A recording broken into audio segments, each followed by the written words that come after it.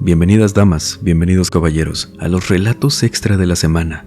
Para esta sección les ofrecemos un par de historias que, como en varias entregas de esta sección, la de los viernes, ya estamos acostumbrando a hacer y que no me había dado cuenta que sí, van de lo paranormal. Los testimonios que ustedes nos envían de lo inexplicable, de aquellas cosas que pasan y que si no hubiera alguien que las contara, que las hiciera llegar al menos a este canal, ni nos enteramos.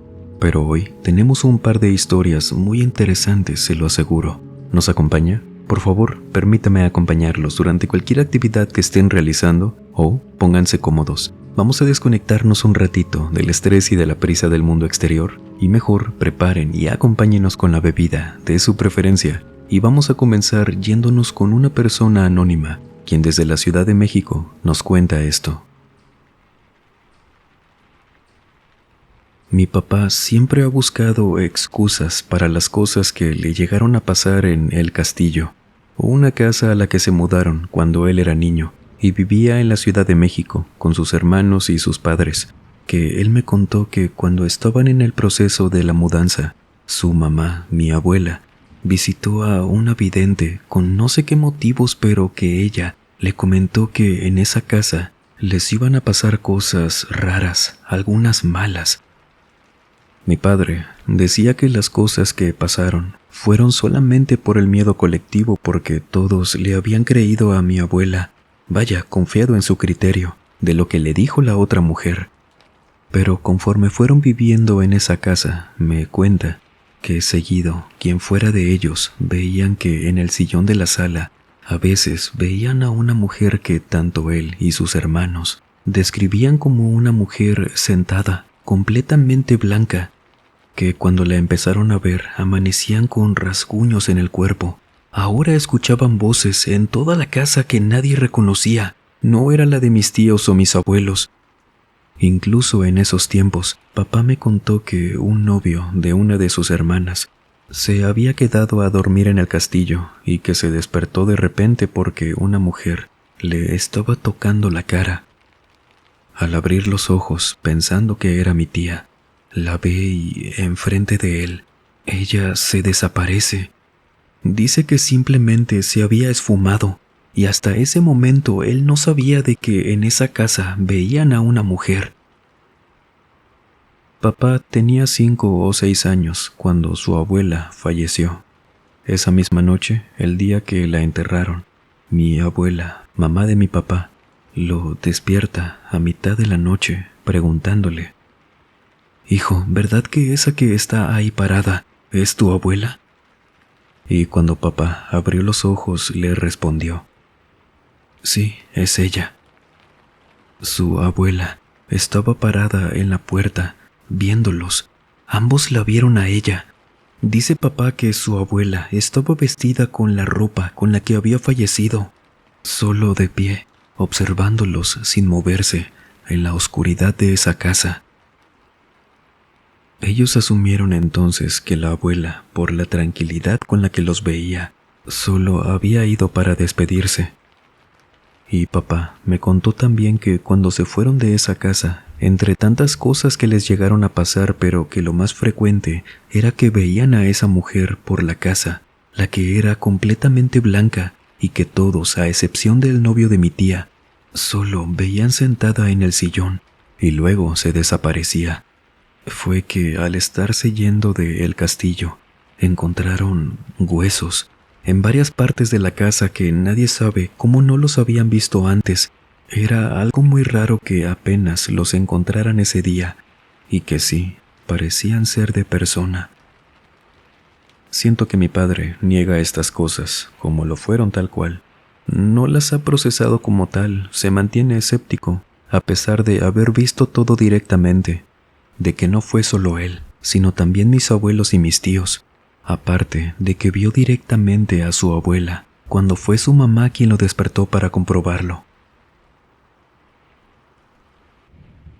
Querida audiencia, ¿les ha pasado algo similar? Que por más que nos toque ver, vivir o sentir algo directamente, sin dudas, aún así, que la mente busque tratar de convencernos de que fue alguna otra cosa y que en parte lo haya logrado? Aquí lo saben, nunca juzgamos. Por ejemplo, a mí, en una ocasión, me pasó que me desperté a mitad de la noche porque escuché que alguien movió unas botas en mi cuarto. Al instante mi mente me dijo fue un animal, pero luego pensé, vivo solo, ratas no hay, las botas son pesadas. Tenía tiempo que ni siquiera las había usado, pero mi mente, por tranquilidad de ese momento, para poder volver a dormir sin asustarme, me dijo que seguro fue el viento. Y ya despertando en la mañana, me di cuenta que no podía ser así, pero pues me convenció por un buen rato. ¿Qué fue aquello? No tengo idea, pero usted, cuénteme, ¿ha vivido algo similar? En lo que los leemos, vámonos con Carlos Borjas, quien desde Chihuahua, México, nos cuenta lo siguiente. Hasta que conocí este canal, supe que había cosas que la gente llega a contar, y que por más extraño que lleguen a sonar, todas estas cosas sí ocurren. Y no es que solo pasen, sino que cuando las platicas, notas cómo te ve la gente. Que si te desahogas no es porque busques que te crean, que te premien con algo, no, es solo para compartir lo que viviste o viste en tu pueblo, como es mi caso. Le voy a cambiar el nombre a la persona de la que les voy a contar hoy. Le voy a llamar David, un vecino que cuando yo tenía 18 años, él tenía 22, 23 más o menos. Yo vivía en un pueblo de Chihuahua hace muchos años. Ese pueblo se llama Victoria, a unos kilómetros del río Concho. David era un vecino como todos. Yo sabía que trabajaba en una empresa de paquetería y por ello salía y regresaba de Victoria. Pero él estaba a punto de irse a la universidad. Quería irse a Monterrey, por lo que supimos. Pero pues su madre se enfermó. Entonces David se quedó en ese trabajo. Que esto yo lo sabía de primera mano por una vecina que iba a platicar con mamá, que al mismo tiempo iba a ver a la vecina, madre de David. Le contaba todo y mamá me contaba a mí. Pero con el paso de los días que la señora duró 2 semanas enferma de algo que no recuerdo qué fue, no viene al caso. Lamentablemente, la enfermedad le ganó y falleció. Dejamos de ver a David por un tiempo, que no es que él se la pasara platicando con todos por ahí. Él era muy serio, por eso no les puedo platicar tanto de él. Pero pues a fin de cuentas era un pueblo pequeño, de todo nos enterábamos. Y lo veíamos muy de vez en cuando que cuando pasábamos cerca de su casa, que él ahora vivía completamente solo, a 4 casas de la nuestra. De su padre no sabíamos nada, y cuando lo veíamos, él había cambiado mucho. Me refiero físicamente, que no es por hablar de su cuerpo, sino que era preocupante verlo así. Él estaba muy pálido de la cara, parecía como si se hubiera enfermado de algo terrible porque había adelgazado de esa manera, en la que se le marcaban mucho los pómulos, las ojeras de una forma muy preocupante también. Y ahora se la pasaba fuera de su casa, sentado en una mecedora, debajo de un techito, y con la puerta de su casa siempre abierta, ya por la tarde cuando llegaba de su trabajo. Pasábamos, lo saludábamos y él solo nos veía, sin cambiar su expresión, solo siguiéndonos con la mirada que sí, creíamos que la estaba pasando muy mal. Era seguro, no podíamos imaginar lo que sería su situación. Y pues bueno, los días siguieron avanzando. Notamos que con el paso de esos días, él ya no salía a trabajar. Lo veíamos sentado en esa mecedora desde la mañana. La vecina, amiga de mamá, iba para contarnos que solo pudo hablar con él en un par de ocasiones, sobre que si tenía para comer, que si necesitaba algo, pero David decía cosas sin sentido. La vecina le contó a mamá que él hablaba de unas personas que le habían ofrecido soluciones a su situación, que estaba acercándose con ellos, que lo podían recibir pero que él debía ayudarles con algo, a cambio de que tuviera mejoría. El problema era que a la vecina David nunca le especificó nada, ni quiénes eran esas personas, qué tipo de mejoría le ofrecían, por qué había dejado de ir a su trabajo, cómo se mantenía, qué le habían pedido a cambio. Y como David nunca le respondía estas preguntas, él solo le contó aquello y se volvió a quedar con la mirada perdida, ido completamente. La vecina suponía que quizás David ya se había metido en temas de sustancias y todo eso, que yo no juzgo a nadie, nunca ni en su momento. Pero el que si fuera el caso hubiera hecho aquello, se estaría complicando más la vida, que igualmente nadie sabía cómo sería el vivir su realidad. Entonces, pues siguieron pasando los días, hasta que una mañana recuerdo que vi la hora y eran las 5 a.m. La vecina vino a la casa para pedirle ayuda a mi mamá, que a la vez me levantó a mí. Salimos corriendo de la casa porque la vecina nos pedía ayuda para ir a levantar a David. Llegué corriendo al frente de su casa a levantarlo. Él estaba tirado en el piso, vestido de una manera muy formal. Solo en una ocasión lo había visto vestido de traje, como esa mañana que él estaba lleno de tierra. Él no se veía lastimado, solo inconsciente. Lo cargamos entre la vecina, mamá y yo, y lo sentamos en la mecedora, que él se despertó muy desorientado. No olía a nada en particular, a copas, alguna otra cosa, no. Y cuando le estuvimos preguntando si estaba bien, que de dónde venía, él no dijo nada. Pero la vecina, una vez que nos apartamos de David, porque de plano no decía nada, solo se despertó, se acomodó en la mecedora y se puso en la posición de siempre, quedándose ido, viendo hacia la calle. La vecina, ya apartados de él, donde no nos escuchara, nos dijo que ella había salido apenas vio lo que pasó, porque dijo que una camioneta completamente negra polarizada lo había aventado al frente de su casa, pero que no pudo ver a nadie, tanto por la oscuridad de la calle y del vehículo, y que por eso salió al instante. Aunque la vecina también dijo algo que voy a omitir lo último, al menos por respeto. A mí se me hace que fueron estos. A esa camioneta sí la reconozco. Son los del templo de... Y mencionó a cierto lugar, ahí mismo en el pueblo, que yo no sé, no estoy seguro de eso. A lo mejor fue prejuicio de mi vecina, quien nunca ha sido mala persona, se los aseguro.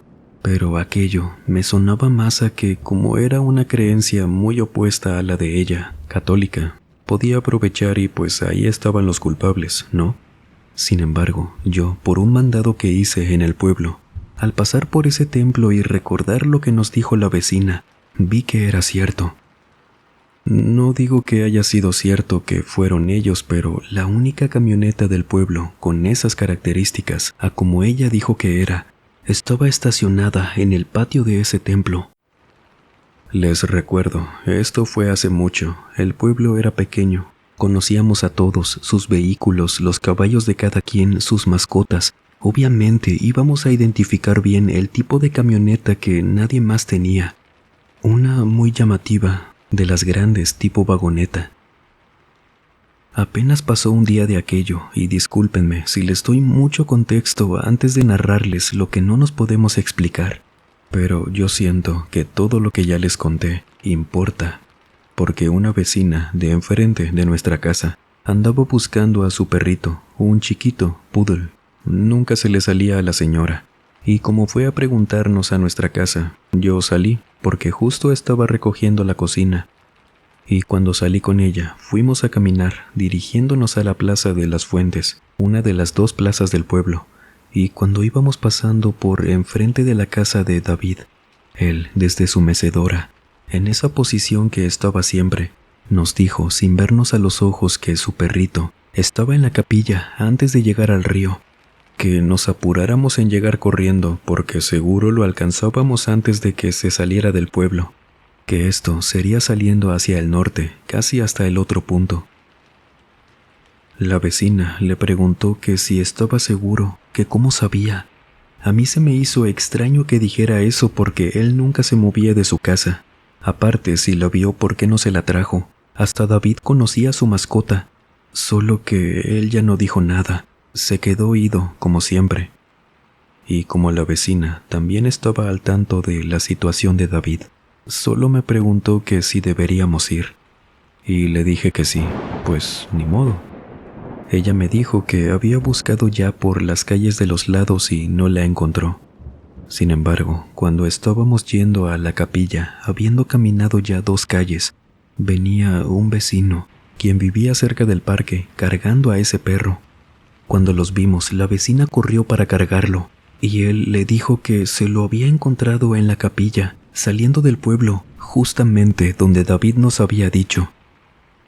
Esto, yo sé, pudo ser una casualidad, pudo saberlo por alguna cosa, pero lo raro era que él estaba lejos de ahí, no tenía manera de saberlo desde su mecedora, pudo ser lo que sea. Sin embargo, lo que pasó después fue lo que ocasionó que el asunto, tan simple como lo del perro, tuviera esa importancia. En ese pueblo solía salir con una amiga. Ella vivía del otro lado del parque que les comento, y cuando nos veíamos solíamos juntarnos ahí, también afuera de mi casa, pero en esa ocasión ella me fue a buscar a la mía. Estuvimos afuera un rato, echando la plática. Ella solía fumar, yo no. Entonces, cuando se hizo ya un poco tarde, le dije que la acompañaría a su casa. Y cuando pasamos al frente de la casa de David, ella iba con el cigarrillo en la boca, y David, desde su mecedora, con esa apariencia tan ya deplorable, cada vez se veía peor. Le dijo que si seguía fumando, le iba a hacer muy mal a la niña. Ella solo se rió, un poco bajo, diciéndole mientras seguíamos caminando, «Gracias». Y vi que lo tiró al piso, pisándolo y apagándolo. Ella nunca hacía algo así, ni a su mamá le hacía caso cuando le decía que soltara el cigarrillo. Y por supuesto que le pregunté por eso. Algo que no me atreví a contarte por miedo a que pensaras mal de mí. Carlos, es que estoy embarazada. No se me nota porque no debo tener tanto. Me hice ya 3 pruebas diferentes y salieron positivas. Eso que acaba de decir David, no sé por qué lo dijo, ni yo puedo saber aún qué es. Pero él tiene razón. Estoy embarazada. Y si sigo fumando, algo malo le va a pasar a lo que nazca, niña o niño. Esas palabras de mi amiga me hicieron tanto ruido en la cabeza porque ¿cómo podía saber eso David? Ni yo, que era su mejor amigo, estaba enterado de su embarazo. No se le notaba en lo absoluto. Su novio ni siquiera iba seguido al pueblo. No tenía cómo contárselo a los demás, en caso de que hubiera sido él. Y hubo una tercera cosa que fue lo que determinó todo eso tan raro que ocurría en torno a David. Que esto fue ya mucho más cercano. Papá un día fue a consultar. Él tenía una molestia severa en cierta parte de su cuerpo.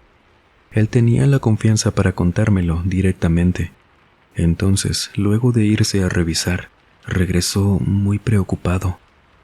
Resulta que a papá le dieron la sospecha de un tumor en una parte muy complicada de su cuerpo que involucraba ir con un especialista de sus partes íntimas. Ya se imaginarán lo complicado de todo y lo delicado también. Papá, por supuesto, que estaba muy asustado. Empezó a hablar de cosas muy preocupantes esa mañana, a lo mejor por el miedo, porque decía que si él llegaba a fallecer, cosas parecidas. Pero en eso, cuando apenas nos estábamos enterando de todo, esa mañana tocaron a nuestra puerta y era David. A él, desde que les comenté que su madre había fallecido y que sabíamos ya no iba a su trabajo, no lo habíamos visto fuera de su mecedora, con excepción de la ocasión cuando fuimos a levantarlo.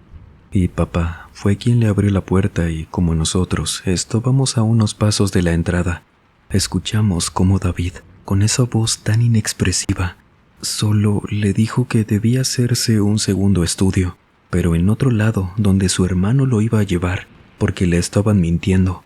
Papá le preguntó que cómo sabía, porque David solamente dijo eso, no mencionó nada más, y cuando papá le preguntó aquello, David se dio la media vuelta y se fue caminando a su casa, que yo corrí a asomarme por la ventana y él se veía todavía peor. Caminaba muy pero muy lento. Algo malo le estaba pasando.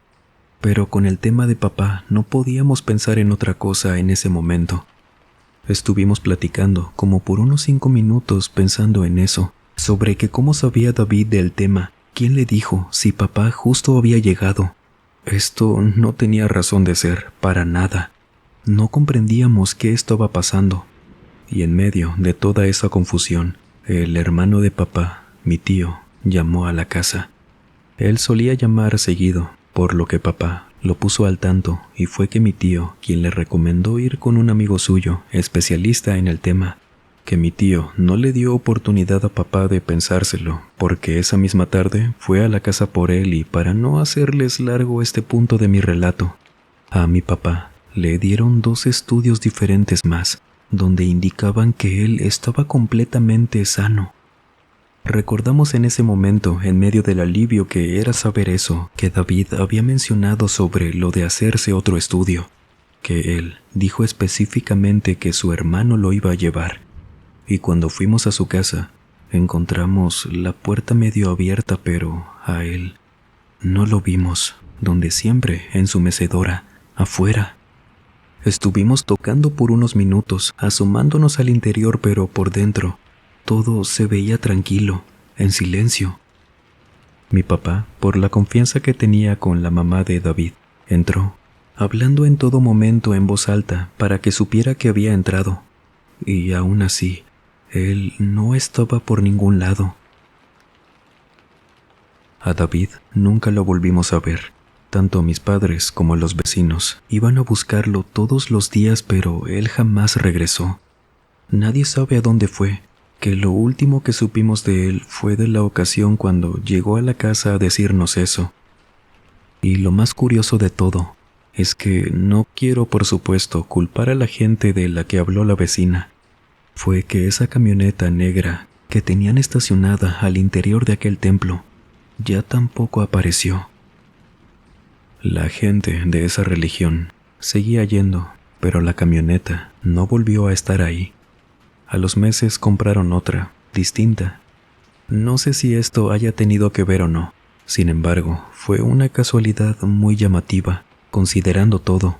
Y aparte de todo esto, cuando mi amiga dio a luz, tal como dijo David, era una niña. No supimos qué pasó. Por supuesto que tenemos 1000 teorías al respecto, y esa casa, así como mi papá la cerró, no la volvieron a abrir. Me mudé, y hasta el último día aquella casa donde vivieron David y su mamá se quedó abandonada.